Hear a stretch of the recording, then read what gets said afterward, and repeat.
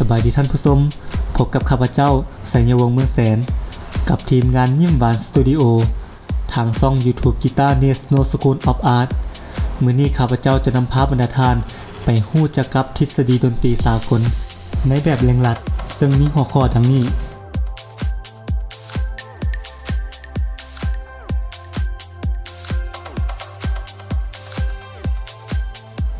โน้ตในดนตรีสากลประกอบด้วย7โน้ต8เสียงโดเรมีฟาโซลลาซีและโดซึ่งเป็นโน้ตที่1ก็คือเสียงที่8สัญลักษณ์ของโน้ตแม่นใช้บ่งบอกถึง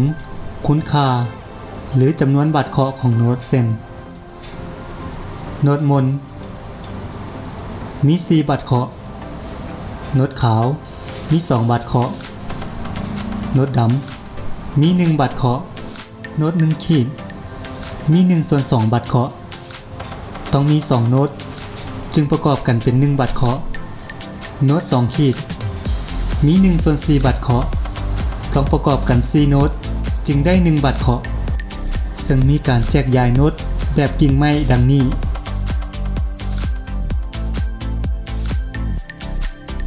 แถวซ้อนแฟ้ประกอบด้วย5เส้น4วางเพื่อใช้บันทึกโน้ตนอกจากนี้ยังมีเส้นสำรองเพื่อใช้บันทึกโน้ตที่มีระดับเสียงสูงหรือต่ำกว่าแถวซ้อนแฟ้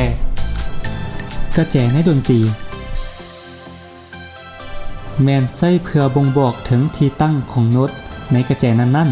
ๆแต่ละกระแจจะมีระดับเสียงสูงต่ำเป็นลักษณะเฉพาะของตนตัวอย่างกระแจซ่อนแม่นใช้เพื่อบ่งบอกถึงที่ตั้งของโน้ตซ่อน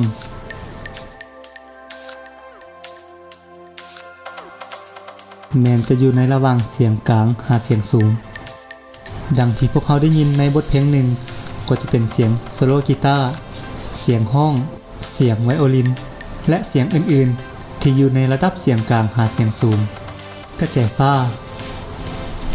แม่นใช้บ่งบอกถึงที่ตั้งของโน้ตฟ้าระดับเสียงของกระแจฟ้าแม้นจะอยู่ต่ำกว่าเสียงในกระแจซ่อนก็คือเสียงกีตาร์เบสที่ใช้ประกอบในบทเพลงแต่อยู่ในวิดีโอสื่อการสอนนี้เขาจะเน้นเพียงกระแจซ่อนที่มีระดับเสียงกลางหาสูงที่ใช้ในการอ่านบทซอนแฟ้จังหวะในดนตรีมีหลากหลายจังหวะด้วยกันเช่นจังหวะ2/4 3/4 4/4ซึ่งเป็นจังหวะพื้นฐานที่ใช้ประกอบในการอ่านบทซอนแฟ้ทั่วไปส่วนจังหวะ2/2 6/8 4/8นั้นจังหวะที่ต้องได้อาศัยความรู้ในทฤษฎีพื้นฐานในระดับหนึ่ง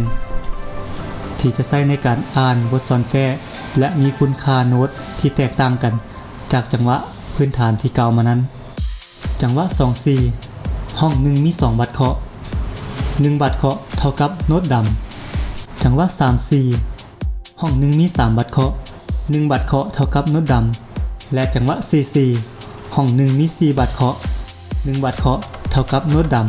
ำและที่ผ่านไปนั่นก็คือวิดีโอสื่อการสอนทฤษฎีดนตรีสากลตอนที่1วิดีโอต่อไปพวกเราจะมาเน้นและลงลึกใน3จังหวะดังกล่าวและวิธีการอ่านบทซอนแฟ้กรุณากด Subscribe และกดกระดิ่งแจ้งเตือนเพื่อที่จะบ่พลาดวิดีโอต่อไปมาฮอดนี้ทีมงานยิ้มหวานสตูดิโอขอฝากช่อง YouTube Guitar National School of Art และเพจเรียนรู้พื้นฐานดนตรีสากลถ้าหากท่านใดต้องการอยากจะรู้เพิ่มเติมเกี่ยวกับดนตรีสากลสามารถคอมเมนต์ด้านลุ่มวิดีโอหรือเยี่ยมยามเพจเรียนรู้พื้นฐานดนตรีสากลทางทีมงานของพวกเขาจะพยายามค้นหาทุกคำตอบมาให้บรรดาทานผิดพลาดประการใดขออภัยมาณที่นี้ด้วย